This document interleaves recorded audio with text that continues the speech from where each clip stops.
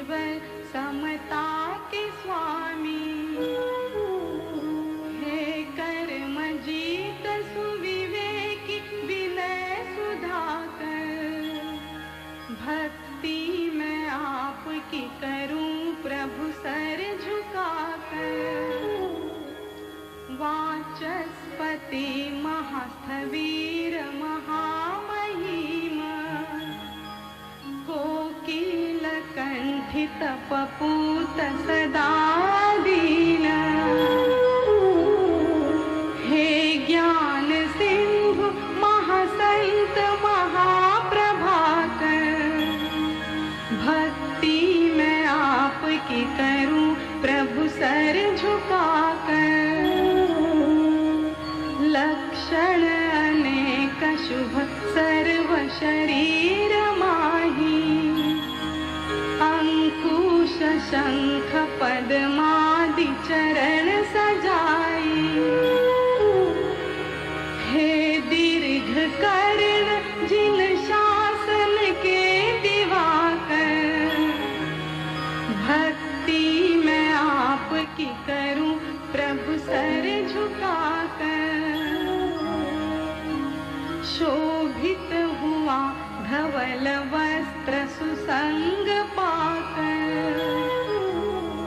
वे काष्ठ पात्र हुए धन्य तुम्हें खिलाकर। परिवेश निर्मल किया रज हरण कर धर। भक्ति मैं आपकी करूं प्रभु सर झुकाकर। नहीं पक्षपाती बनना कभी रास आया। संघ चतुर्विध समस्त सदा सुहाया। हो संगठित सब ही कहते जताकर। भक्ति मैं आपकी करूं प्रभु सर झुकाकर। सम्मान से पद मिले सब श्रेणी उत्तम। सम्राट शब्द विभूषित किया महत्तम। हे देव वंद्य गणनायक शक्ति सागर। भक्ति मैं आपकी करूं प्रभु सर झुकाकर। हे रत्न शिष्य श्रुतिलोक ऋषि प्रशिष्य। प्रारंभ से उदित होने लगा भविष्य। भक्तों की भक्ति चढ़ गई भगवान बनाकर। भक्ति मैं आपकी करूं प्रभु सर झुकाकर। आनंद कंद निर्द्वंद अमल विमल की। निष्ठा धृति सहित सिद्धि मिली सकल की। आनंद अष्टक समर्पित हे गुणाकर। भक्ति मैं आपकी करूं प्रभु सर झुकाकर। आनंद अष्टक समर्पित हे गुणाकर। भक्ति मैं आपकी करूं प्रभु सर झुकाकर। भक्ति मैं आपकी करूं प्रभु सर झुकाकर। भक्ति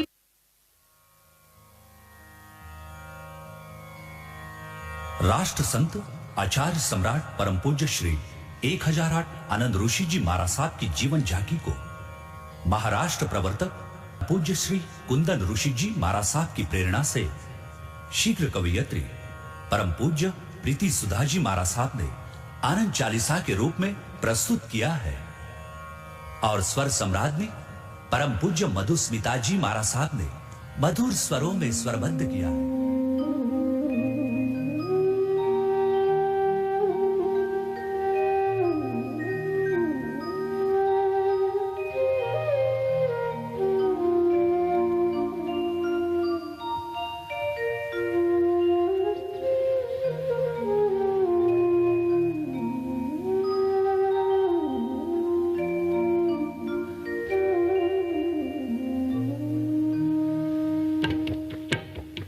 प्रथम नमन अरिहंत सिद्ध को, द्वितीय नमो आचार्य महान, धर्म सारथी धर्म ध्वजा सम, धर्म रत्न का यह गुणगान।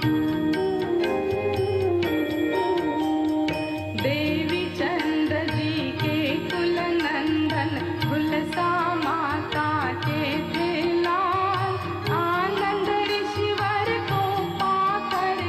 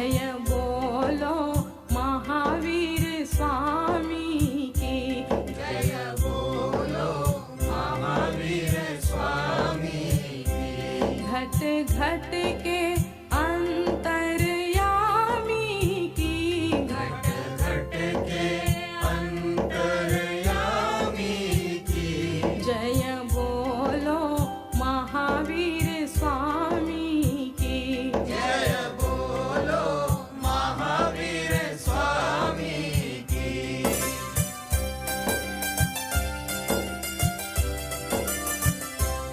इस जगती का उद्धार किया, इस जगती का उद्धार किया, जो आया शरण में पार किया, जो आया शरण में पार किया, जिन पीड़ सुनी हर प्राणी की, जिन पीड़ सुनी हर प्राणी की, जय बोलो महावीर स्वामी की, जय बोलो महावीर स्वामी की।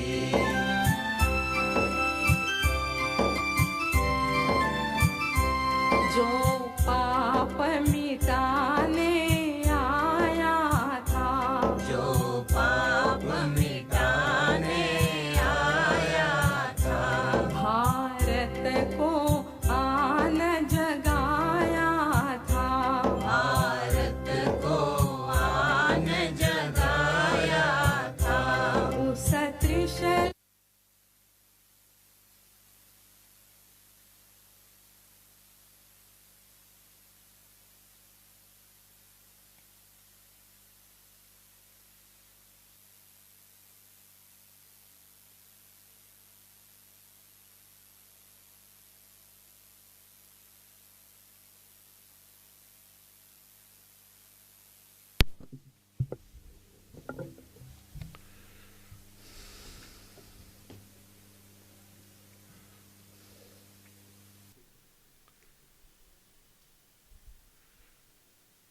ॐ नमो अरिहन्ताणम् ॐ नमो सिरिसिद्धाणम् ॐ नमो आयर्याणम् ॐ नमो अजायाणम् नमो लोये सवसाहुणम् ऐसो पंच नमोकारो ऐसो पंच नमोकारो सवे पावपणासनो मंगलानं च सवे सिंह पाढमं हवै मंगलम् मंगलानं च सवे सिंह पाढमं हवै मंगलम्।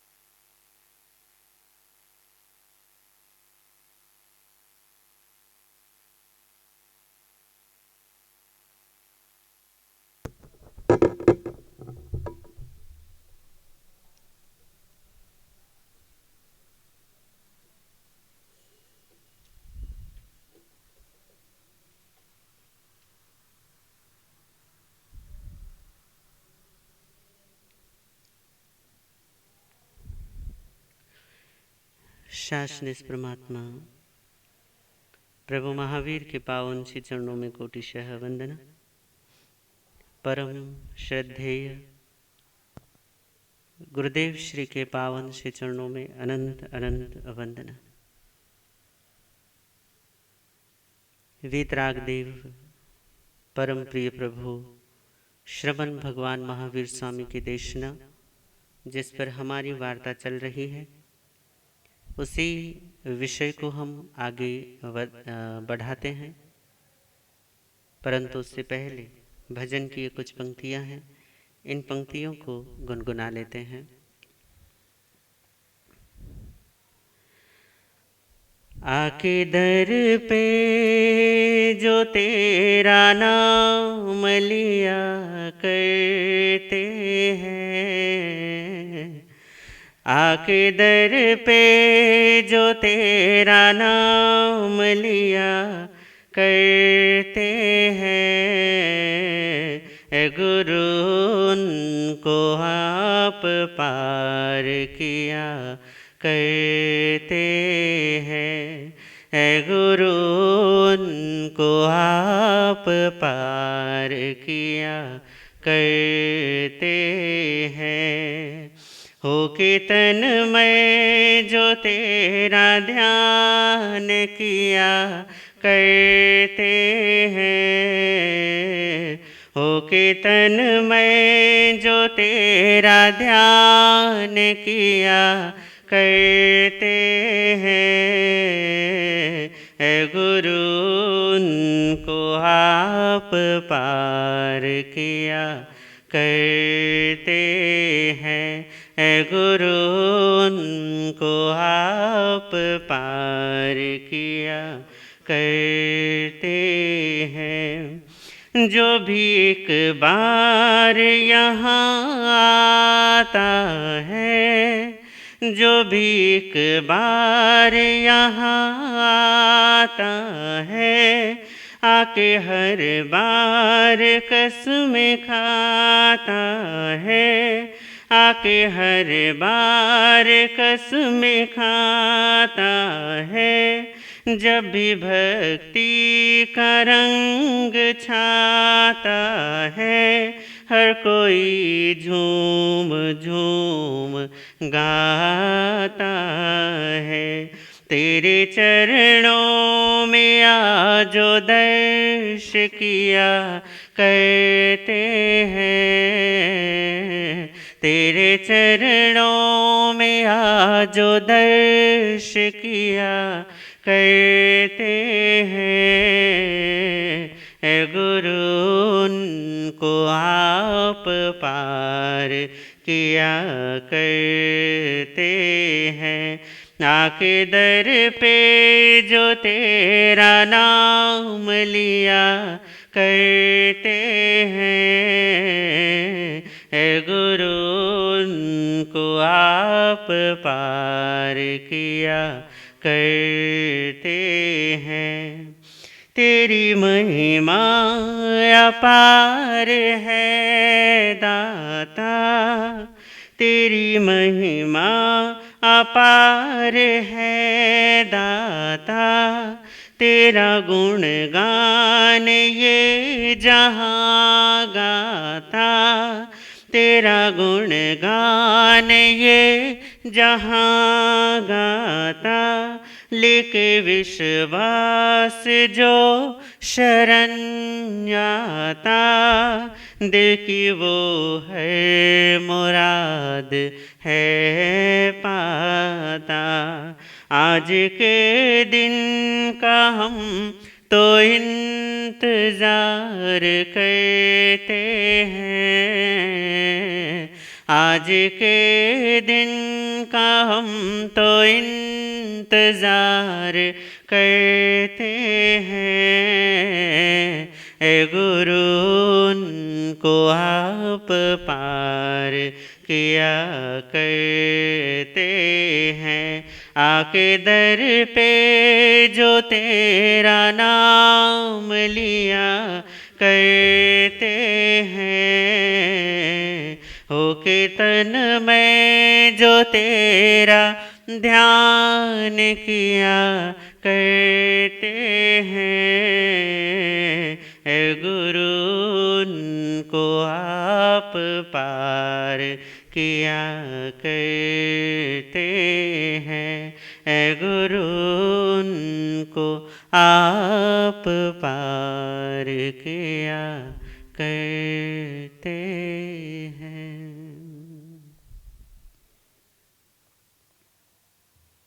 हमारे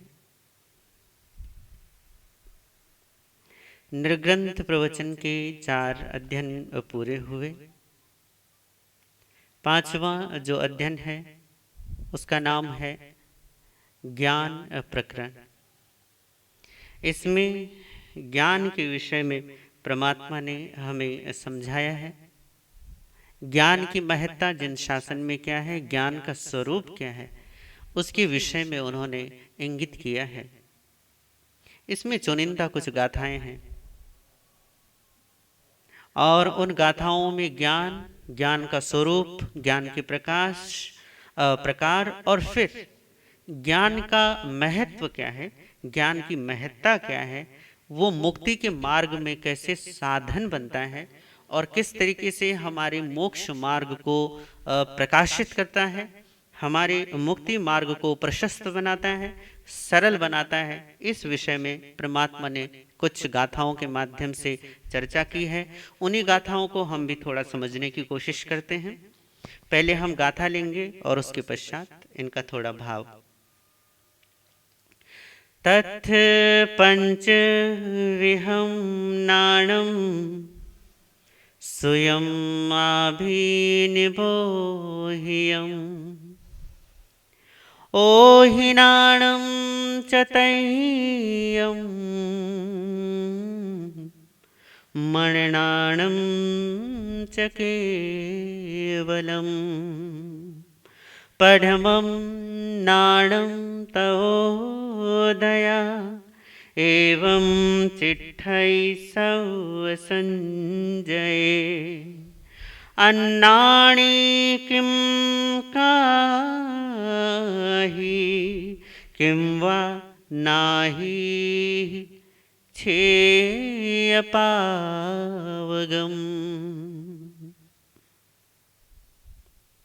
तथ पंच विहम नाणम, वह ज्ञान जो है वो 5 प्रकार का है, या ऐसा कहें अब पंचविध ज्ञान की चर्चा करते हैं। उसमें सबसे पहला है श्रुत ज्ञान, दूसरा है आभिनिबोधिक ज्ञान, स्वयं आभिनिबोह्यम, ओहिनाणम च तय्यम अवधि ज्ञान तीसरा है, मननाणम च केवलम मन ज्ञान चौथा है और केवल ज्ञान 5वां है।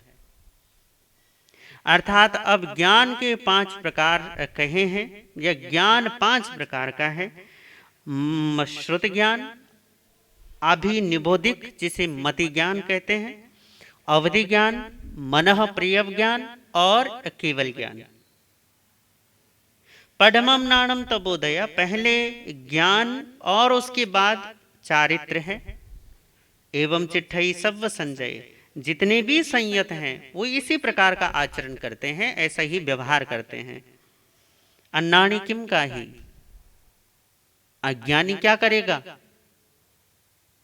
किम वा नाहि छेय पावगम, जबकि वह श्रेय को और अश्रेय को नहीं समझता, नहीं जानता, तो कैसे उसे जानेगा कि क्या श्रेय है और क्या अश्रेय है। कि ज्ञान पहले है और चारित्र बाद में है। समस्त संयमियों का, समस्त ज्ञानियों का ऐसा ही व्यवहार होता है। वो पहले ज्ञान अंगीकार करते हैं और उसके बाद चारित्र को स्वीकार करते हैं।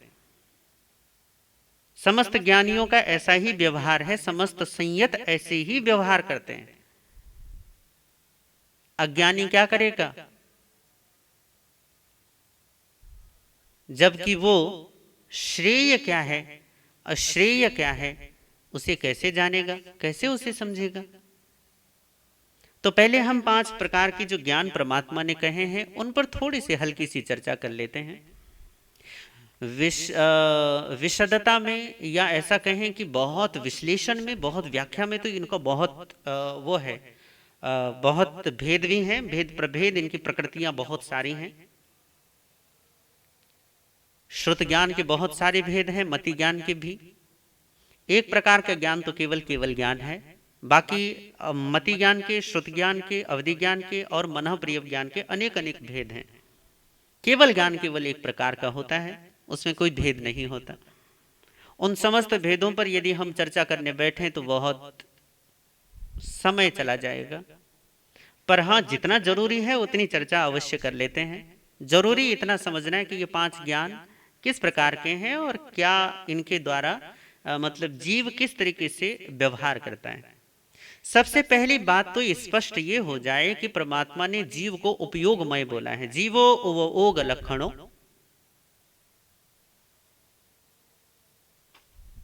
इसे आचार्य उमा स्वाति ने भी अक्षरशः अपनाया है। जीवः उपयोग लक्षण, कि जीव उपयोग लक्षण वाला है। अब ये उपयोग क्या है? ये उपयोग का मतलब होता है किसी चीज को जानने की क्षमता होना। अब ये जानना जो होता है ना, जैसे हमें इंद्रियों का ज्ञान होता है, इस उपयोग को आप इस भांति ना समझ लें। ये एक प्रकार का प्रकटीकरण होता है, एक प्रकार का चीजों को प्रकाशित करने का स्वाभाविक गुण होता है कि जो भी इसके सीमा में आएगा वो अपने आप प्रकाशित हो जाएगा, अपने आप ही वो जानने में आ जाएगा। आप इसे ऐसा समझ सकते हैं कि जीव का जैसा क्षोभशम होगा, क्षोभशम अर्थात जीव के जैसे कर्मों का आवरण होगा, उसी तरीके से वो चीजों को, वस्तुओं को और स्वयं को समझेगा। तो जैसे जैसे आवरण हटता चला जाता है ना, वैसे वैसे उसकी चीजों को जानने की क्षमता, चीजों को जानने की ताकत या वैसा सामर्थ्य उसका बढ़ता चला जाता है।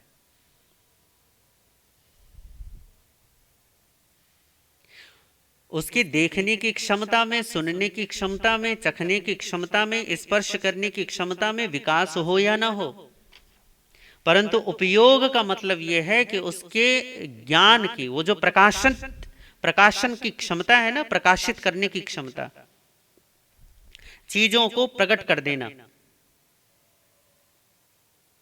वो जो चीजों को जो है विद्यमान, उस चीज को प्रकाशित करने की क्षमता भी क्या होती है? साधना के माध्यम से बढ़ जाती है। इन्हीं को 5 प्रकार के भेदों में बांटा गया है। तो उपयोग का मतलब है ऐसी क्षमता का होना जिससे आप सबको जान पाते हो, सबको जान सकते हो, वो क्या है? उसे उपयोग कहते हैं। ये बिल्कुल ऐसा ही है जैसे कि दीपक जलता है, तो दीपक जलने के बाद वो चीजों को पैदा नहीं करता, वो चीजों को निर्मित भी नहीं करता। जैसे आप लाइट जलाते हैं, बल्ब जलाते हैं, या कोई CFL जला देते हैं, या कोई ट्यूबलाइट जलाते हैं, तो ये लाइट जलाने के बाद जैसे आप कमरे में अंधेरा था, आप अंदर आए और आपने स्विच ऑन किया और स्विच ऑन होते ही लाइट हो जाती है। जैसे लाइट हुई तो लाइट होने के बाद कमरे में जो भी चीजें होती हैं वो सारी की सारी क्या हो जाती हैं? प्रकट हो जाती हैं। प्रकट होने का मतलब यह है कि वो आपको दिखनी आरंभ हो जाती हैं। अब प्रकाश जो हुआ है ना, प्रकाश ने चीजों को पैदा नहीं किया। मान लीजिए कि कमरे में सोफा सेट लगा हुआ है, डबल बेड लगा हुआ है, कहीं चेयर रखी है, कोई किताब रखी है, या कोई बर्तन रखा हुआ है, कपड़े रखे हुए हैं। मान लीजिए कि बड़ा हॉल है और ये सारे सामान वहां रखे हुए हैं। आप इस सारे सामान में से उस प्रकाश ने एक भी चीज को पैदा नहीं किया है, एक भी चीज को उत्पन्न नहीं किया। जो चीजें वहां पहले से विद्यमान है उन चीजों को केवल उसने क्या कर दिया है? आपकी जानकारी में ला दिया है कि हाँ यहां ये चीज है। ज्ञान का बिल्कुल ऐसे ही काम होता है, बिल्कुल यही काम ज्ञान करता है। कौन चीज कहां है, कैसा है, क्या उसका स्वरूप है, किस तरीके से उसका आकार प्रकार है, कब से है और कब तक के लिए है, ये सब कुछ ज्ञान आपको बता देता है। इन ज्ञानों का ये जो 5 प्रकार के, अब ये एक ही प्रकार का उपयोग तो एक ही प्रकार का होगा, परंतु क्योंकि जीव जो है ना कर्म से युक्त है, कर्म ज्ञान का आवरण है ना, वो ये आवरण, उस पर हमारी चर्चा हो चुकी है ज्ञानावरणीय कर्म के संबंध में। तो ज्ञानावरणीय कर्म की वजह से जीव का जो उपयोग स्वरूप है, जो उसका अपना ज्ञान है, या ऐसा कहूं कि जीव ज्ञान ही है, उस ज्ञान पर आवरण है, उस आवरण की वजह से उसका जो ज्ञान है वो अनेक तरीके से प्रकट होता है, अनेक तरीके से। कभी कैसे प्रकट होता है, कभी कैसे प्रकट होता है। तो जब जैसे प्रकट होता है तब उसका वैसा नाम दे दिया जा सकता है। नाम तो पता नहीं कितने हो सकते हैं, असंख्य प्रकार हो सकते हैं इन नामों के, परंतु परमात्मा की अपार कृपा है कि उन्होंने केवल 5 भेदों में समेट दिया। और ये बहुत ये गजब है, ये विभाजन जो है ना ज्ञान का, ये गजब का विभाजन है, ये कहीं और आपको मिलेगा भी नहीं। ये परमात्मा की अपार करुणा है कि इसके अलावा आपको कहीं भी इनका विभाजन इतने सुविचारित कहूं या सुसंगत कहूं, ऐसा विभाजन कहीं आपको नहीं मिलेगा जैसे ज्ञान का ये विभाजन किया गया है, या ऐसे कहें कि ज्ञान के ये स्तर कहे गए हैं, या ज्ञान के ये प्रकट होने के तरीके कहे गए हैं। तो इनमें से सबसे पहले परमात्मा ने कहा कि जो ये हमारा उपयोग है या जो हमारा ज्ञान है ये कैसे प्रकट होता है। तो सबसे पहले उन्होंने नाम दिया श्रुत ज्ञान का। यहां पर श्रुत ज्ञान बोला है, पर वैसे सबसे पहले जो ज्ञान होता है वो होता है मति ज्ञान। ये जीव मात्र में होता है, ठीक है। सबसे पहले ज्ञान कौन सा होगा? मति ज्ञान। जीव मात्र इस मति ज्ञान से युक्त होता है। मति ज्ञान का मतलब होता है कि आपकी इंद्रियों से जो आपको ज्ञान मिलता है उसे मति ज्ञान कहते हैं। जैसे आप अपने शरीर से कुछ स्पर्श करते हैं, कुछ छूते हैं, तो आपको छूने के बाद कुछ हल्का, भारी, ठंडा, गर्म, लूखा, चिकना ऐसा कुछ महसूस होता है। कि आप कहते हैं कि ये सुकोमल है, आप कहते हैं कठोर है, आप कहते हैं ये रूखा है, आप कहते हैं ये चिकना है, आप कहते हैं ये तो बड़ा गर्म है, आप कहते हैं बड़ा ठंडा है। ये कैसे पता चला? तो आपके शरीर से, आपके स्पर्श शक्ति से, है ना। क्योंकि इस त्वचा में कुछ सेंस ऐसे लगे हुए, सेंसर लगे हुए, उन सेंसर की वजह से ये क्या कर लेते हैं, सूचना यहाँ भेजाते हैं, यहाँ भेजते हैं तो तुरंत आपको पता चल जाता है कि ठंडा है या गर्म है ना। कि आपकी वो जो अनुभूति है, जो एहसास है वो कैसा है, तो आपको पता चल जाता है स्पर्श के माध्यम से। इसी तरीके से नाक से सूंघने पर सुगंध का, दुर्गंध का पता चलता है।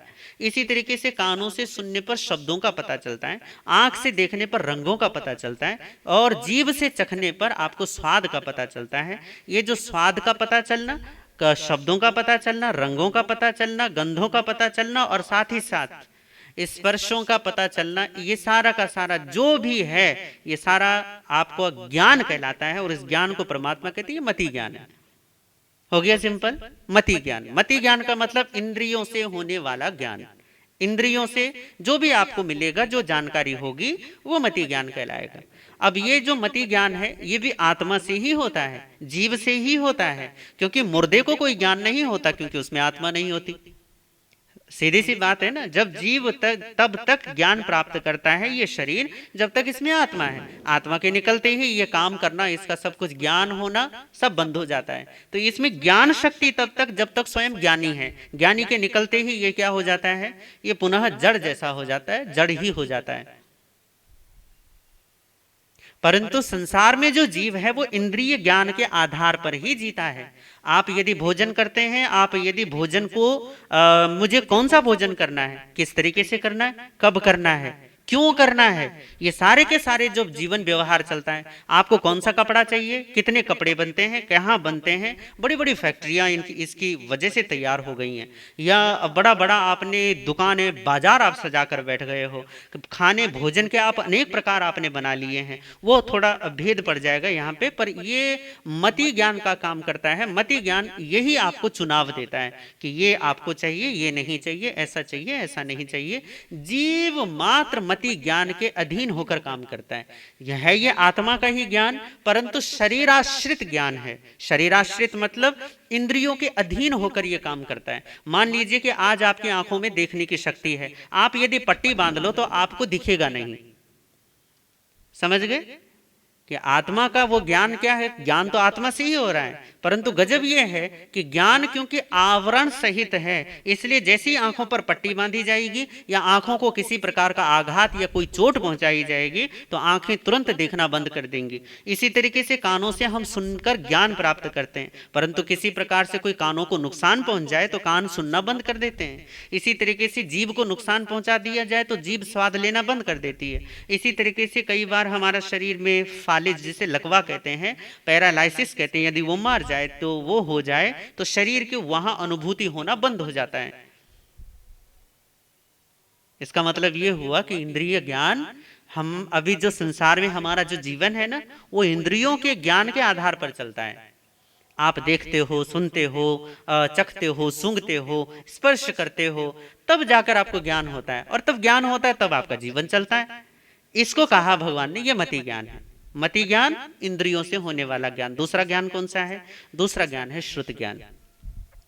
यहाँ पर श्रुत ज्ञान को पहले स्थान पर रखा गया है, पर उसे दूसरे ही स्थान पर होना चाहिए, क्योंकि ये मति ज्ञान का विशेष भेद है मति ज्ञान ही, परंतु विशेष है। विशेष क्यों है?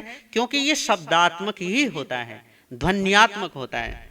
जैसे ओ, आ, ई, ये 12 खड़ी जो है, इससे जितना भी ज्ञान होता है, या ABCD, या उर्दू में अलिफ, वो अल्लाह वगैरह जो है, लिपियों से जितना भी ज्ञान होता है ना, चाहे वो उर्दू की हो, फारसी की हो, अरबी की हो, अंग्रेजी की हो, फारसी हो, मतलब फ्रांसीज हो, जर्मनी हो, चाइनीज हो, जापानीज हो, अब यहाँ हिंदी में फिर देवनागरी हो, फिर मलयालम हो, तमिल हो, कन्नड़ हो, ये जितनी भी भाषाएं हैं, इन भाषाओं के माध्यम से जितना भी ज्ञान होता है, वो सारा का सारा श्रुत ज्ञान कहलाता है।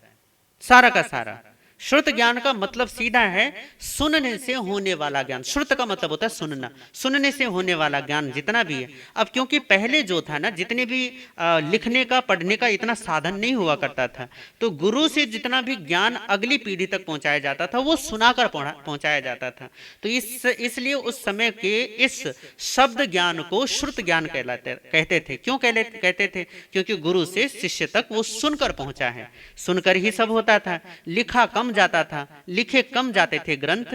ऐसे नहीं थे कि बिल्कुल नहीं लिखे जाते थे, पर बहुत रेयर चांसेस ऐसे होते थे जिसे बहुत जरूरी है तब जाकर लिखते थे, अन्यथा लिखने का कोई मतलब ही नहीं होता था। आप यही देख लो कि जैन धर्म में ही लगभग 980 साल बाद ग्रंथ लिखने आरंभ हुए हैं। दिगंबर परंपरा में भी 5-10 साल ऊपर नीचे घटाकर बढ़ाकर इतने समय बाद ही ग्रंथों का लेखन आरंभ हुआ है। उससे पहले जितने भी हमारा ये ज्ञान आज तक हमसे पहुंचा है, लगभग आप इसे 1000 साल समझ लो।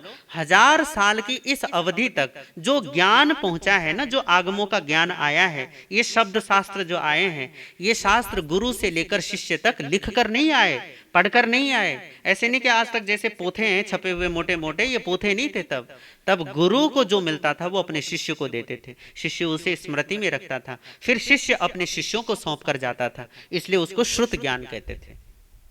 पर श्रुत का मतलब भी सुनने से होता है। अब सुनना भी क्योंकि मति का भेद है, पर विशेष भेद है, क्योंकि इसमें केवल सुनने से ही होता है।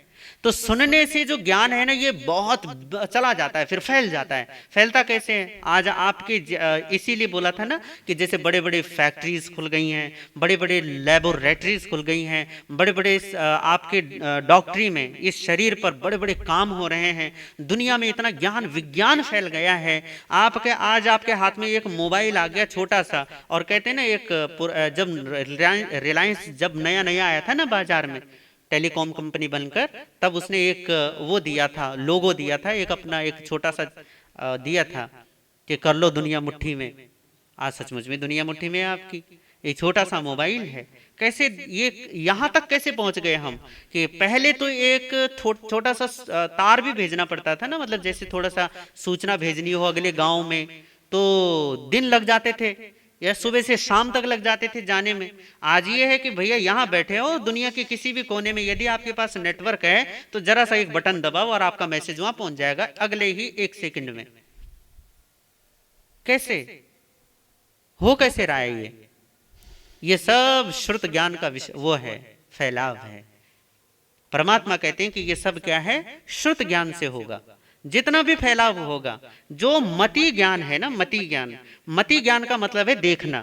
फिर देखने का जो फैलाव होगा, मान लीजिए कि जैसे आपके देखने की एक निश्चित क्षमता है, पर उस क्षमता को वास्ट कर देना किसी यंत्र विशेष से या किसी निमित्त से, तब उसको कहा जाएगा ये श्रुत ज्ञान है। जैसे आपने सुना, कोई शब्द सुन लिया, उस शब्द को और विराट बना देना, उस शब्द को और फैला देना, उस ज्ञान को और विस्तार दे देना, उसे कहा ये श्रुत ज्ञान है। तो मति ज्ञान का ही ये विस्तार है श्रुत ज्ञान। आप इसे ऐसा समझ लो कि जैसे रुई होती है ना, तो रुई से धागे बनाए जाते हैं। अब जो धागे हैं इन्हें मति ज्ञान समझ लीजिए कि जितने भी धागे हैं ना, ये सूत से बन रहे हैं, उससे बन रहे हैं, सूत से या कपास से, तो जितने भी वो धागे हैं वो मति ज्ञान है। धागों को जब बटा जाएगा और वो कपड़ा बुन जाता है, ये कपड़ा, तो इसे हम श्रुत ज्ञान कह सकते हैं। अब ये है तो ये धागा ही, पर आप इसे धागा नहीं कहते, आप इसे कपड़ा कहते हो। आप धागे को धागा कहते हो, कपड़ा नहीं कहते। क्या कारण है? जबकि दोनों तो एक ही हैं। भैया वही कपास इसमें भी है, वही कपास उस धागे में भी है। धागे को आप धागा कहते हो, कपड़ा नहीं कहते, और कपड़े को आप कपड़ा कहते हो, धागा नहीं कहते। क्यों? यही बात मति ज्ञान और श्रुति ज्ञान के विषय में भी है। जैसे हम धागे को धागा कहते हैं, वैसे मति ज्ञान को मति ज्ञान कहते हैं। जैसे हम कपड़े को कपड़ा कहते हैं, वैसे ही कानों से सुने जाने वाले, पढ़ने से, लिखने से, खोज करने से ज्ञान विज्ञान की बातों का जो भी बोध होगा वो सब श्रुत ज्ञान में आएगा। उसे हम क्या कहते हैं? परमात्मा कहेंगे ये श्रुत ज्ञान है। तो मति ज्ञान, श्रुत ज्ञान, ये दो प्रकार के ज्ञान हो गए। तीसरा ज्ञान अवधि ज्ञान। अवधि अपना अर्थ खुद ही बता रहा है। अवधि का मतलब होता है सीमा, मर्यादा। इसकी एक सीमा है अवधि की। ये जो होता है ये इंद्रियों से नहीं होता। दूसरी बात, ये मन से नहीं होता। मति ज्ञान जो है इंद्रिय जनित और मन जनित होता है, मन से होता है। इसीलिए जो पूर्व जन्म का ज्ञान होता है ना, जिसे हमारे यहाँ पे जाति स्मरण ज्ञान कहा जाता है, वो भी मति ज्ञान से होता है, अर्थात मन से होता है। तो अवधि ज्ञान क्या है? जो न इंद्रियों से होता है न मन से होता है। तो मति ज्ञान किससे होता है? तो अवधि ज्ञान किससे होता है? तो भगवान कहते हैं अवधि ज्ञान सीधा आत्मा से होता है। अब पहली बार अवधि ज्ञान में ये जो दो ज्ञान है ना, मति ज्ञान और श्रुत ज्ञान, तीसरे कदम पर पहली बार आत्मा से सीधा कोई ऐसा ज्ञान प्रकट हुआ है जिसमें आत्मा किसी चीज का सहारा नहीं ले रही है। ना मन का सहारा ले रही, और ना ही इंद्रियों का सहारा ले रही है, और ना ही किसी पुस्तक का, किसी शब्द का सहारा ले रही है। सीधा ज्ञान कर रही है अपनी ही शक्ति से। मतलब कि ज्ञान स्वयं जान रहा है वस्तुओं को, या स्वयं को, जिसको भी वो जान सकता है उसको। अब इसको अवधि क्यों बोला है? अवधि इसलिए बोला है क्योंकि इसकी मर्यादा होती है। मर्यादा क्या होती है? ये केवल ना मोटी मोटी वस्तुओं को जान सकता है। मोटे मतलब जो स्थूल चीजें होती हैं। स्थूल चीजें कैसी? मान लीजिए कि जैसे ये शरीर मेरा है, तो यदि कोई अवधि ज्ञानी बैठा हो तो वो सीधा मुझे शरीर देख सकता है, परंतु मेरे मन में क्या चल रहा है उसको नहीं देख सकता। समझ गए? या ऐसा कह सकते हो आप कि मेरे मन में चलने वाला वो राग द्वेष तो जान सकता है कि ये अभी क्रोधी है, इसके मन में क्रोध चल रहा है, या इसके मन में अभी कोई वासना है, या कोई कामना है, या कोई इच्छा है, वो तो वो जान सकता है। परंतु ये नहीं जान सकता ये किसकी वजह से है या किसके प्रति है। मान लीजिए कि उसके मेरे मन में किसी के प्रति भयंकर गुस्सा है। अब अवधि ज्ञानी को ये तो पता चल जाएगा कि इस व्यक्ति को गुस्सा आ रहा है, पर किसके लिए गुस्सा आ रहा है उसके बारे में नहीं जान पाएगा। ये क्या है? इसलिए इसकी अवधि है, मतलब इसकी मर्यादा है। स्थूल चीजों की जानकारी के लिए जो मोटे मोटी चीजें होंगी उन चीजों की जानकारी ये कर लेगा, इसलिए इसको क्या कहा? ये अवधि ज्ञान है। तो स्थूल चीजें, मोटा मोटी चीजें पर आत्मा से सीधी होती हैं, ये ध्यान रखना। इससे इसके दोनों ही भेद होते हैं। एक भेद होता है अवधि ज्ञान, जिसको ये समिकित को होता है। जो मिथ्यात्वी जीवों को होता है उसको कहा ये विभंग ज्ञान है। विभंग का मतलब भी अवधि ज्ञान होता है, परंतु फर्क इतना है, समकिति का होता है, ज्ञानी का होता है, जिसको सम्यक ज्ञानी कहते हैं ना। अगर ज्ञानी किसी महापुरुष ज्ञानी को होगा तो अवधि ज्ञान कहलाएगा, और यदि किसी मिथ्यात्वी को अर्थात मिथ्या ज्ञानी को होगा तो वो क्या कहलाएगा? ये विभंग ज्ञान है। फिर तीसरा, चौथा ज्ञान मनः प्रियव ज्ञान। मनः प्रियव ज्ञान क्या है? परमात्मा ने कहा कि मनः प्रियव ज्ञान जो है ये आत्मा से होने वाला मन की पर्यायों का ज्ञान है।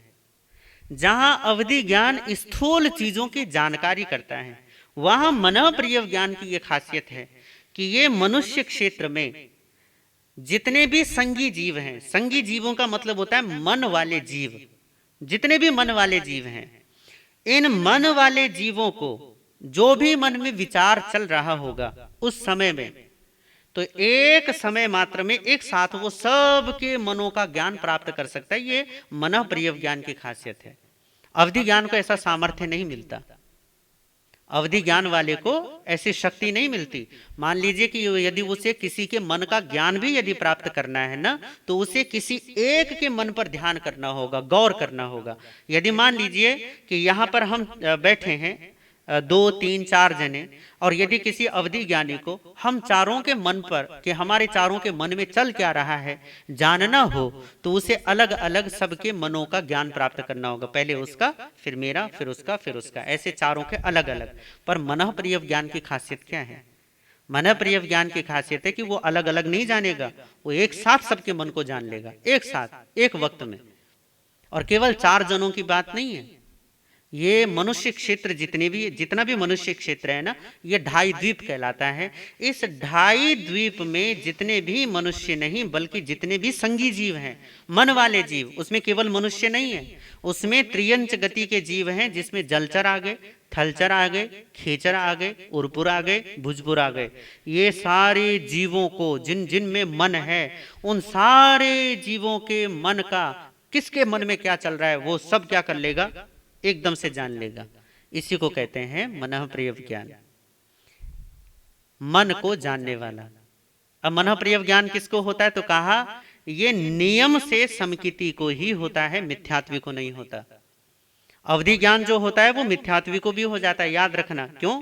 क्योंकि अवधि ज्ञान गलत भी होता है, जैसे विभंग ज्ञान बोल दिया। परंतु मति ज्ञान, मनः प्रिय ज्ञान मनः प्रिय अज्ञान नहीं होता। जैसे मति ज्ञान है, ये ज्ञानी को होगा तो मति ज्ञान कहलाएगा, और अज्ञानी को होगा तो मति अज्ञान कहलाएगा। श्रुत ज्ञान है, श्रुत ज्ञान यदि ज्ञानी को होगा, समकिति आत्मा को होगा, तो श्रुत ज्ञान कहलाएगा। और यदि किसी मिथ्यात्वी को होगा, अविद्यावान को होगा, तो कहलाएगा श्रुत अज्ञान।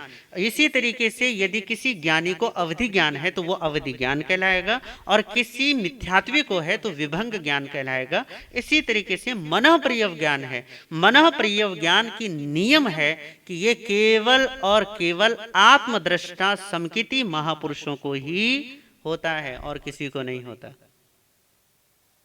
अप्रमत्त होना चाहिए। दूसरी बात यह कि वो समकिति होना चाहिए। जब समकिति होता है, अप्रमत्त होता है, तब मनः प्रिय ज्ञान घटित होता है। ये इसका नियम है, इसलिए इसकी विशेषता अवधि ज्ञान से ज्यादा है। फिर उसके बाद आखिरी है केवल ज्ञान। केवल ज्ञान क्या है? ये केवल ज्ञान अपना अर्थ खुद बता रहा है आपको कि ये क्या है। सारे जितने भी ज्ञान है ना, भगवान ने इनके नाम कितने, देखो उनका ज्ञान कैसा प्रकृष्ट ज्ञान रहा होगा कि आपको यदि इन मतलब समझ में आ गए ना, तो आपको इन ज्ञानों का एकदम से सुनते ही पता चल जाएगा कि ये किस बारे में कहा जा रहा है। जैसे मति का मतलब होता है मन और इंद्रिय, तो आपको तुरंत पता चल जाएगा कि मति ज्ञान का मतलब है इंद्रियों से और मन से होने वाला ज्ञान। श्रुत का मतलब होता है सुनना या शब्द, तो जो भी शब्द से या सुनने से या पढ़ने से, लिखने से जो भी ज्ञान होगा, खोजने से, ज्ञान विज्ञान से जो भी ज्ञान होगा, वो सब श्रुत ज्ञान है। तुरंत पता चल जाएगा कि श्रुत ज्ञान की बात कर रहे हैं। अवधि ज्ञान का मतलब है मर्यादा में स्थूल चीजों का ज्ञान होना, वो अवधि ज्ञान है। मनः प्रिय ज्ञान का मतलब है आत्मा से समस्त संगी जीवों के मन का ज्ञान हो जाना, मनः प्रिय ज्ञान है। और केवल ज्ञान क्या है? जब कोई भेद ही नहीं रहा, क्योंकि ज्ञान का आवरण नहीं रहा ना, ज्ञान का आवरण खत्म हो गया, तो ज्ञान जो होता है उपयोग वो एक हो जाता है, एक हो जाता है। इसलिए मति नहीं रहा, श्रुत नहीं रहा, अवधि नहीं रहा, मनः प्रिय नहीं रहा, केवल एक ज्ञान हो गया है, केवल अद्वैत हो गया है, निर्द्वंद हो गया है। इसको कहा ये क्या है? केवल ज्ञान है। केवल मतलब ओनली, बस यही है, बस ज्ञान ही है और कुछ नहीं, तब कहा जाएगा ये केवल ज्ञान है।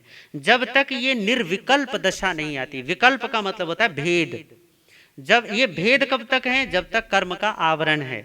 जैसे ही आवरण मिटा पूरी तरीके से, तो भेद मिट जाते हैं। भेद क्यों पैदा होते हैं? क्योंकि आवरण होता है, ज्ञान का आवरण होता है। वो कर्मों के एक पर्दे होते हैं, उस पर्दे की वजह से, आवरण की वजह से ज्ञान में उपयोग में क्या हो जाते हैं, टुकड़े हो जाते हैं, विकल्प पैदा हो जाते हैं, वो खंड खंड हो जाता है। उस विकल्प को, उस भेद को कौन मिटाता है? तो केवल ज्ञान मिटाता है। जब केवल ज्ञान प्रकट होता है तो केवल ज्ञान है और बस ज्ञान ही विद्यमान है और कुछ भी विद्यमान नहीं है। तो इस निर्विकल्प अवस्था को, इस अभेद दशा को कहा गया है केवल ज्ञान। तो ये जो चार ज्ञान है ना पिछले वाले, इन चार ज्ञानों के बहुत सारे भेद प्रभेद हैं। मति ज्ञान के बहुत सारे हैं, जैसे 5 ज्ञान, फिर 5 के तो कितने कर लो। इसी तरीके से श्रुत ज्ञान के कितने हैं, श्रुत ज्ञान के भी बहुत सारे हैं, अक्षर श्रुत, अनक्षर श्रुत और पता नहीं कितने 12 16, फिर ओ बढ़ा के 120 140 कितने हो जाते हैं। इसी तरीके से ये अवधि ज्ञान है, अवधि ज्ञान के भी पता नहीं कितने हैं, पहले 4 करते हैं, पहले 2 करते हैं, फिर 4 करते हैं, फिर 8, फिर 12, ऐसे बढ़ाते चले जाओ। यदि आपको ज्ञानों के विषय में पूरी तरीके से विस्तार से जानना हो तो हमारे यहाँ पे छोटा सा ग्रंथ आता है जो 4 मूल सूत्रों में से एक हमारे स्थानक वासियों ने जिसे मान्यता दी है, वो है नंदी सूत्र। नंदी सूत्र में ज्ञानों का बहुत स्पष्टीकरण दिया गया है, बहुत अच्छे तरीके से समझाया है। यदि आपको बहुत अच्छे तरीके से और विस्तार में जानना हो कि ये ज्ञान क्या है, किस तरीके से प्रकट होते हैं और इनकी विशेषताएं क्या हैं, कौन से साधना करके कैसे किस तरीके से इनको प्राप्त किया जाता है, यदि आपको जानने हो तो आप नंदी सूत्र के माध्यम से जान सकते हैं। उसमें ज्ञानों का विशद वर्णन किया गया है, बहुत अच्छे तरीके से समझाया गया है। तो इस प्रकार ये 5 ज्ञान हैं। इन 5 ज्ञानों में हमारी जो आराधना होती है, हमारी जितनी भी साधना होती है ना, चाहे वो आपके श्रावकों के अनुव्रत हों और चाहे वो साधु साध्वी श्रावक श्राविकाओं से पहले मार्गानुसारियों के लिए मार्गानुसारी के बोल हों, वो सारी के सारी जितनी भी साधना की प्रगति है, जितना भी हमारा आचार है, जितना भी शील व्यवहार है, 5 महाव्रत हैं, 5 समितियां हैं, 12 भावनाएं हैं, इन सब के सब साधनाओं का केवल केंद्र एक ही है, लक्ष्य एक ही है कि हमें केवल ज्ञान हो जाए, हमें अभेद ज्ञान हो जाए, हमें निर्विकल्प ज्ञान की प्राप्ति हो जाए। उस निर्विकल्प ज्ञान की प्राप्ति ही आपके जीवन का ध्येय होना चाहिए कि मैं केवल ज्ञान हो जाऊं, मैं बस ज्ञान मात्र हो जाऊं, केवल ज्ञायक भाव मात्र बन जाऊं, यही आपके जीवन का लक्ष्य होना चाहिए। भेद जब तक है तब तक दुख है। जिस दिन भेद मिट जाता है, अभेद हो जाता है, समस्त दुख मिटकर परम शांति जिसको कहते हैं निर्वाण, वो घटित हो जाती है। तो निर्वाण के लिए केवल ज्ञान आवश्यक है और केवल ज्ञानी के लिए अभेद ज्ञान की साधना आवश्यक है। तो आप भी इस अभेद ज्ञान की तरफ, इस केवल ज्ञान की तरफ आप भी बढ़ें और निश्चिंतता की तरह निश्चित होकर बढ़ें, अपनी निष्ठा के साथ बढ़ें। यदि ऐसा होता है तो जीवन दिव्य बनता है, भव्य बनता है। इन्हीं भावनाओं के साथ ओम शांति।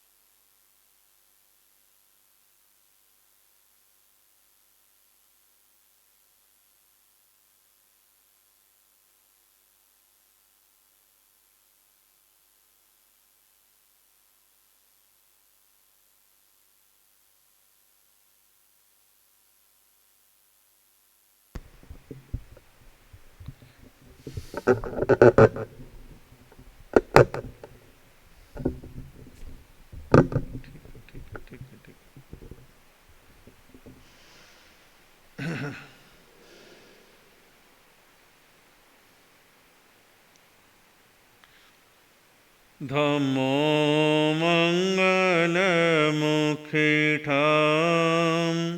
अहिंसा संयमो तौ देवावितं नमं संति जसद्धम्मे सायमणो दुनिया के चराचर जीवों पर कर्मों ने जाल बिछाया।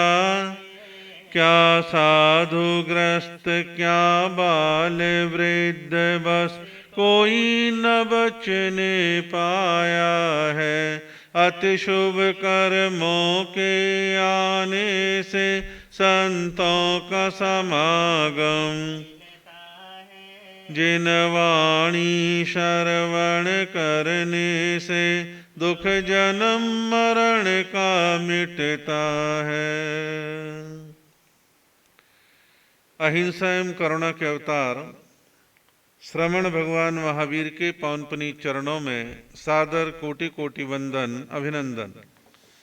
ध्यान योगी युग प्रधानाचार्य पूज्य श्री शिव मुनि जी महाराज साहब, संघ गौरव उप प्रवर्तक परम सेवा भावी पूज्य गुरुदेव श्री प्रेम सुख जी महाराज के पावन पुनीत चरणों में सादर कोटि कोटि वंदन अभिनंदन। आदरणीय मुनिवृंद, उपस्थित धर्म प्रेमी बंधुओं, माताओं एवं बहनों, अभी तक आप लोग श्रवण कर रहे थे श्री समवायांग सूत्र के संबंध में। आज से एक नए विषय का प्रारंभ करना है, जिसको हम दो नाम ले सकते हैं। एक तो है साधना के सूत्र और एक है 35 प्रकार के मार्गानुसारी बोल। इन दोनों का हमारे यहाँ समय समय पर बहुत से विद्वान साधु साध्वियां अपने प्रवचनों में इनका जिक्र करते हैं। हमारे यहाँ पर साधना के मार्ग पर बढ़ने के 3 स्तर देखे गए हैं।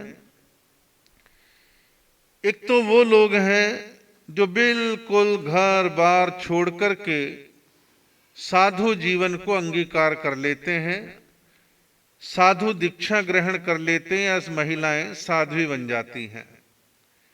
उससे निचला एक रूप है जिसे हम कहते हैं भी इन्होंने श्रावक वृत्ति को अंगीकार कर लिया है। श्रावकों की ग्रस्त में रहने वाले लोगों की प्रतिमाओं को अंगीकार कर लिया है, या इन्होंने अणुव्रतों को, श्रावक के 12 व्रतों को अंगीकार कर लिया है। एक श्रेणी वो है। एक उससे भी निम्न श्रेणी है, निचली श्रेणी है, प्रारंभिक श्रेणी है। एक बेस है जिसको यहां नाम दिया गया है 35 प्रकार के मार्गानुसारी बोल। कि अभी आपने श्रावक वृत्ति को, नियमों को ग्रहण करने की उतनी ताकत तो नहीं है कि आप श्रावक के व्रतों को अंगीकार कर ले, लेकिन उससे पहले की जो भूमिका है वो ये है, एक अच्छा नागरिक बन जाए, एक अच्छा इंसान बन जाए, कुछ छोटे छोटे नियमों को अपने जीवन में, मर्यादाओं को अपने जीवन में अंगीकार कर लें। तो उनको आचार्य हेमचंद्र सूरी ने नाम दिया है 35 प्रकार के मार्गानुसारी बोल।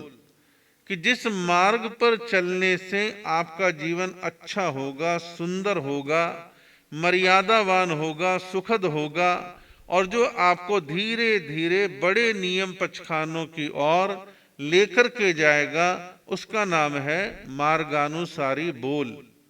और हम सिंपल छोटे से एक शब्द में कहें तो कह सकते हैं साधना के सूत्र। इन साधना के सूत्रों में 35 प्रकार के मार्गानुसारी बोलों में प्रवेश करें, उससे पहले थोड़ा सा भूमिका के रूप में कुछ बातें मैं आपको कहना चाहूंगा। आप ये समझ लें, लगभग आज से लेकर के 1000 साल पहले, या यूं कह लो 11वीं शताब्दी के आसपास में, महान आचार्यों की परंपरा में एक आचार्य हुए हैं जिनका नाम था आचार्य हेमचंद्र सूरी।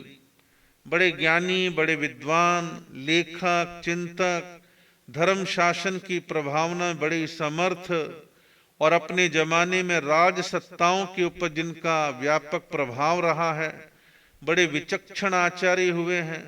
सरस्वती के मानस पुत्र थे और साहित्य की विपुल मात्रा में उन्होंने संरचना करी।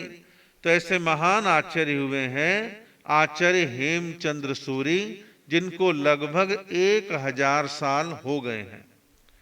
आचार्य हेमचंद्र सूरी का ज्यादातर विचरण और प्रभाव गुजरात के इलाके में ज्यादा रहा, और गुजरात के इलाके में ज्यादा रहा, और साथ ही साथ वहां एक और राजा हुए हैं जिनका नाम रहा राजा कुमारपाल। ऐसा इतिहास उपलब्ध होता है कि राजा कुमारपाल को बचपन की अवस्था में कुछ संकटों से बचाने के लिए आचार्य हेमचंद्र सूरी ने उनको रक्षण दिया, संरक्षण दिया, उनको बचाया, छुपाया। और बचाने छुपाने के पीछे उनके मन में एक ही बात थी कि इस बालक का भविष्य मुझे उज्जवल दिखाई देता है, इस बालक का भविष्य मुझे उज्जवल दिखाई देता है, समय आने पर ये राजा बनेगा और ये जैन शासन की प्रभावना में बड़ा सहयोगी रहेगा। तो उस दूरदृष्टाचार्य ने बालक कुमारपाल की रक्षा सुरक्षा करी, और वाकई में समय आने पर ऐसे योग बनते हैं कि वह कुमारपाल राजा बनते हैं। राजा बन गए, शासन सत्ता हाथ में है। और आप जानते हैं कि राजाओं के राजपाट और वर्तमान काल के जो लोकतांत्रिक शासक हैं, सत्ता की पावर सबके पास होती है, और सत्ता की पावर वाला कई बार उसके मन का भी अपना एक एजेंडा होता है, और वो अपने मन के एजेंडे को चलाने में समर्थ होता है, शक्ति होती है, उसका उपयोग करता है। और ऐसा इतिहास में देखा गया है कि राजा, शासन, सत्ता, सत्ताधारी दल या असत्ताधारी लोग जिस धर्म मत परंपरा के प्रति झुक जाते हैं या मानते हैं, वो उस धर्म और मत परंपरा की वृद्धि में, विकास में बड़े सहयोगी बनते हैं। तो राजा कुमारपाल को जैन शासन के प्रति लगाव था, खास तौर पर आचार्य हेमचंद्र सूरी के प्रति उनका लगाव, प्रीति भाव था। तो जैन शासन की वृद्धि में, जैन शासन की प्रभावना में राजा कुमारपाल और आचार्य हेमचंद्र सूरी ने, दोनों की जोड़ी ने बड़ी महत्वपूर्ण भूमिका निभाई। तो मैं ऐसा समझता हूं कि आज भी बेशक शासन सत्ता में बहुत ज्यादा मात्रा में जैन लोग नहीं हैं, लेकिन फिर भी वर्तमान काल के जितने भी शासक लोग हैं, प्रधानमंत्री, केंद्रीय मंत्री, मुख्यमंत्री, सांसद, विधायक, पार्षद वगैरह वगैरह, और आईएएस, आईपीएस, जो ऐसे लोग हैं, उनको यथा समय, यथा संभव बड़े विद्वान, विचक्षण आचार्य, उपाध्यायों, ज्ञानी विद्वानों के पास लाना चाहिए। उनको कुछ प्रतिबोध हो, कुछ जागृति पैदा हो, जैन शासन से प्रभावित हो। लेकिन ऐसा भी हमारे को नहीं करना चाहिए कि बस हम बहाव में बह के बुला लिया, लेकिन आपकी सभा से वो इम्प्रेस होके नहीं गए, बल्कि ऊब करके गए या कोई नेगेटिव मैसेज लेकर के गए, तो फिर आपका प्रयत्न उल्टा पड़ जाएगा। आपको प्रयत्न करना चाहिए, अलबत्ता तो बुलाओ मत। बुलाया है तो बड़े व्यवस्थित तरीके से बुलाओ, ऐसे समय पर बुलाओ जब बड़े संत का वक्तव्य होने वाला हो, या संत का वक्तव्य उस समय करवाओ, और वो उनको भी बोलने का एक अच्छा समय दो, और अपना कुछ अच्छा साहित्य देकर के भेजो, तो उनके अंदर कहीं ना कहीं प्रेरणा जगेगी, और वह आपकी धर्म परंपराओं से प्रभावित हो सकते हैं। ऐसा प्रयत्न जरूर करना चाहिए।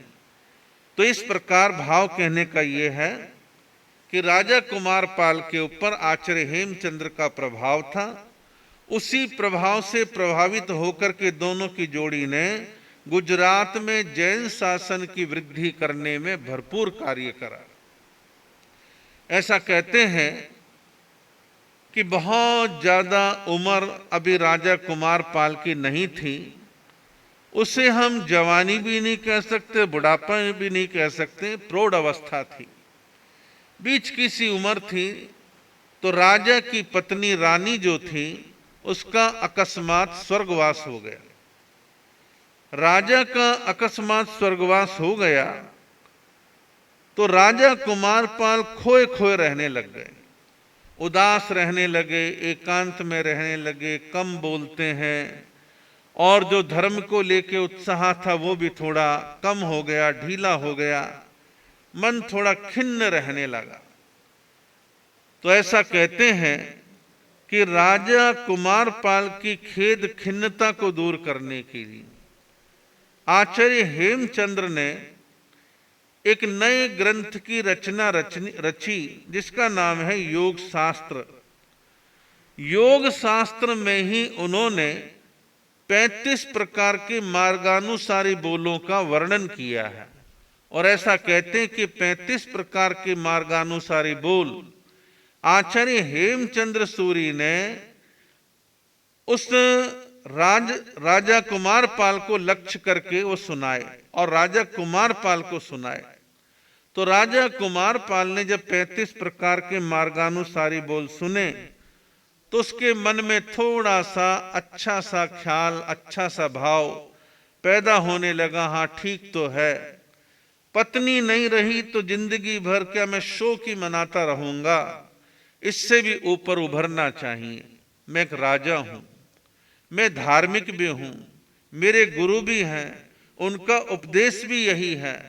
तो उस राजा कुमारपाल ने निश्चय किया, महाव्रत में ले नहीं सकता, अणुव्रतों को मैं ग्रहण कर नहीं सकता, तो कम से कम 35 प्रकार के मार्गानुसारी बोलों को तो मैं अंगीकार कर ही सकता हूं।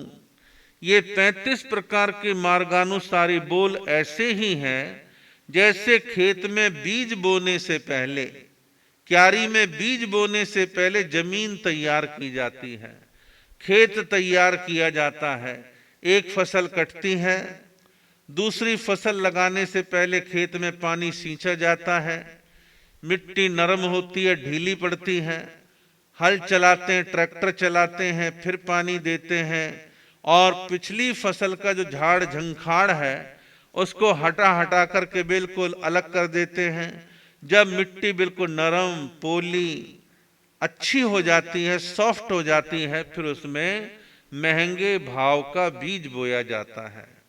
तो 35 प्रकार के मार्गानुसारी बोल खेत को तैयार करने का ही काम है और ये 35 प्रकार के बोल साधना के सूत्र ये बीज की तरह हैं जो जीवन में बोने चाहिए। और जो ऐसे बीजों को, ऐसे सूत्रों को, ऐसे नियमों को अपने जीवन में बोता है, स्थान देता है, उसका जीवन अच्छा बनता है, सुंदर बनता है, प्रभावशाली बनता है।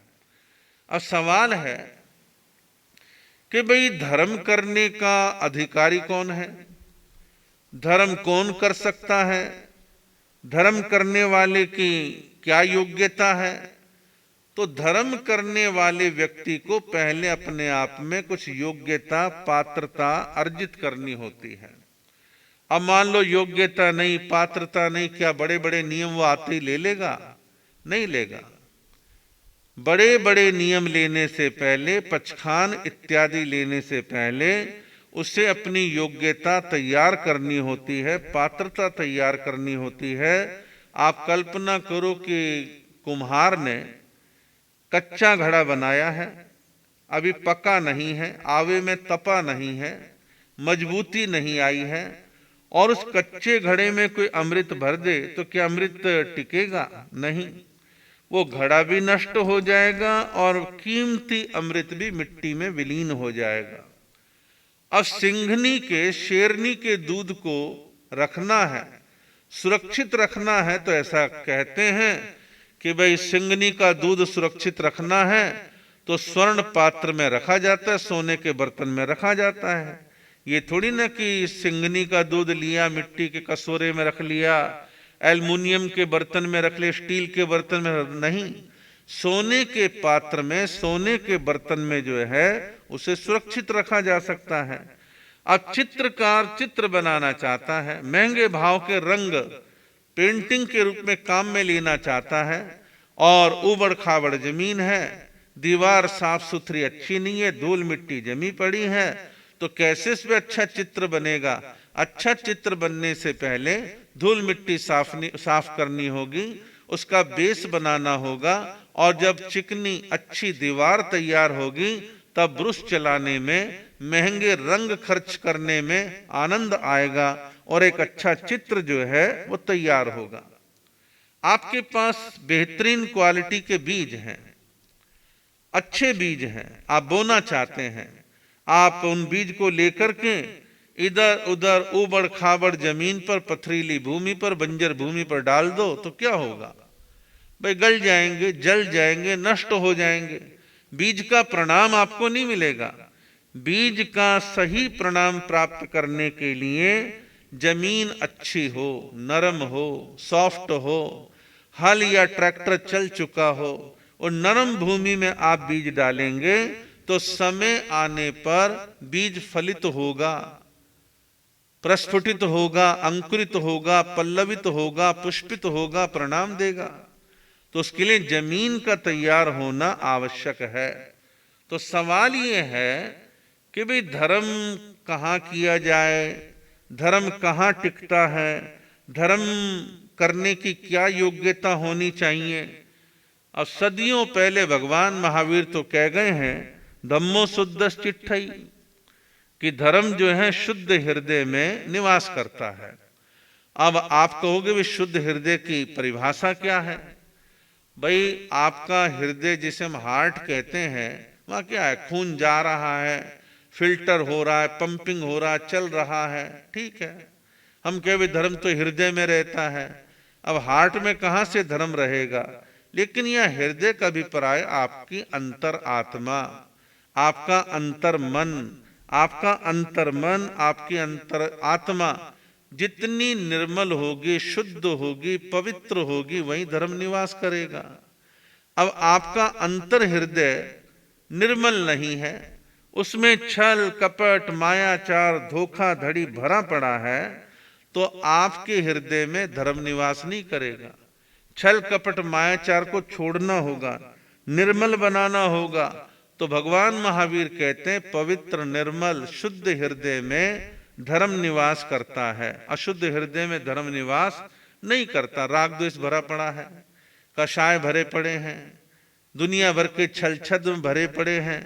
तो जब हृदय निर्मल नहीं है तो धर्म कहां से होगा, धर्म कहां निवास करेगा? ये प्रश्न चिन्ह हर व्यक्ति के सामने बना रहेगा। और कहते हैं भस्मानी हुतम, कि तो वही काम है कि राख में घी डालना, कि हृदय पवित्र है नहीं, हृदय में निर्मलता है नहीं, और हम जो है घी पर घी डाले जा रहे हैं। अब राख में घी डाल लो तो क्या होगा? राख की कीमत नहीं बढ़नी, घी जरूर बर्बाद हो जाएगा। अब कीमती घी आपने बर्बाद कर लिया, राख की कीमत बढ़ी नहीं, तो आपका मतलब क्या है? इसका कोई औचित्य नहीं है।